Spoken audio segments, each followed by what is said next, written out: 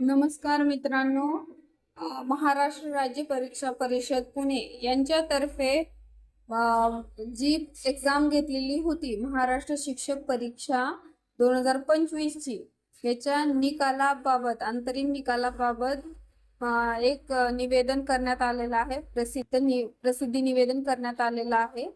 त्याबद्दल आपण बघणार आहोत. म्हणजे स्टेट TET 2025 चा रिझल्ट बाबत बघा.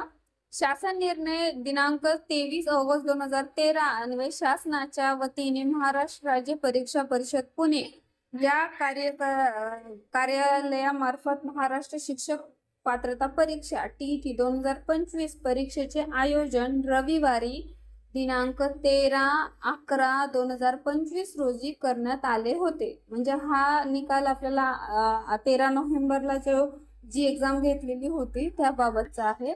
बघा, महाराष्ट्र शिक्षक पात्रता परीक्षा महाटेट 2025 पेपर क्रमांक 1 व पेपर क्रमांक 2 ची अंतरिम उत्तरसूची महाराष्ट्र राज्य परीक्षा परिषदेच्या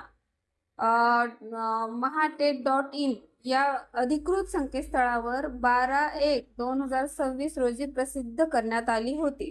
म्हणजे आपण नोटिफिकेशन बी आपल्या YouTube चॅनलवर टाकलेलं होतं या अगोदर. याची अंतरिम सूची पेपर 1 आणि पेपर 2 ची 12/1/2026 ला देण्यात आलेली होती.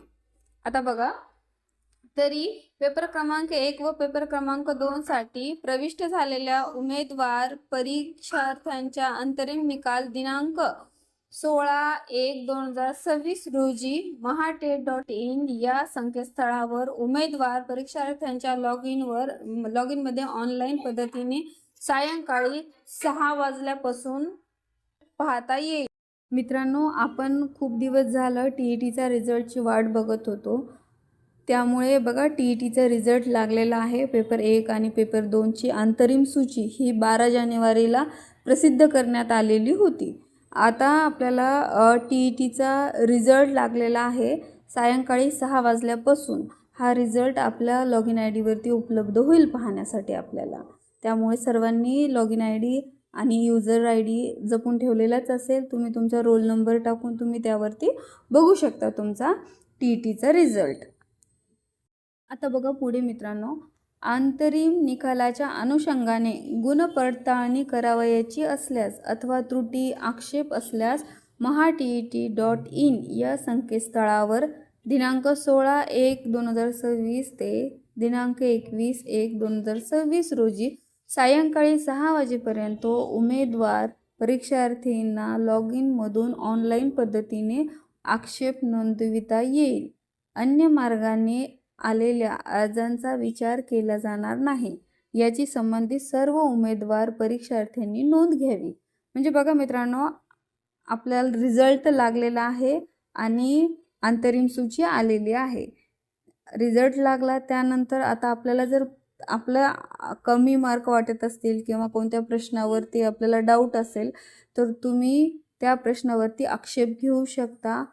16/1/2026 ते 21/1/2026 या तारखेच्या आतमध्ये तुम्हाला तुमच्या लॉगिन मधून जाऊन ऑनलाईन त्यांना अर्ज पाठवायचा आहे. ऑनलाईन पद्धतीने आक्षेप नोंदवायचा आहे, मेल करायचा आहे तुम्हाला. आणि त्यानंतर तुम्हाला फक्त ऑनलाईन पद्धतीनेच आक्षेप नोंदवायचा आहे. इतर कोणत्याही मार्गाने किंवा तुम्ही अर्ज करसाल किंवा ऑफलाईन देऊ करसाल तरी स्वीकारल्या जाणार नाहीत, हे स्पष्ट त्यांनी सांगितलेलं आहे. त्यामुळे जो काही आक्षेप नोंदवायचा आहे तो तुम्ही 16 तारखेपासून ते 21 तारखेच्या आतमध्ये नोंदवायचा आहे आणि ऑनलाईन पद्धतीनेच नोंदवायचा आहे. निकाल लागलेला आहे मित्रांनो. किती जण पास झाले त्यांचे सगळ्यांचे अभिनंदन. जे परीक्षार्थी पास झालेले आहेत, उमेदवार पास झालेले आहेत, भावी शिक्षक, त्यांचे मनापासून अभिनंदन.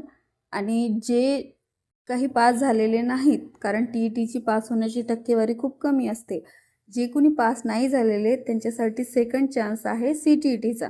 मित्रांनो, CTETची परीक्षा 8 फेब्रुवारीला आहे. त्यामुळे CTETचा अभ्यास करा. CTET आणि TET इक्वल मानल्या जातात. त्यामुळे दोन्हीपैकी एक परीक्षा पास असाल तरी तुम्ही पात्र आहेत. ओके. 1 ते 8 या वर्गासाठी शिकवण्यासाठी. त्यामुळे डोंट वरी, ज्यांचा TETचा रिझल्ट डाऊन लागला आहे त्यांनी CTETची छानपैकी तयारी करा आणि त्यामध्ये पास व्हा. ओके. आणि जे पास झालेत त्यांचे मनापासून परत एकदा अभिनंदन. आणि तुम्हाला स्कोअर काय आलेला आहे ते कमेंट बॉक्समध्ये नक्कीच टाका. Okay, thank you.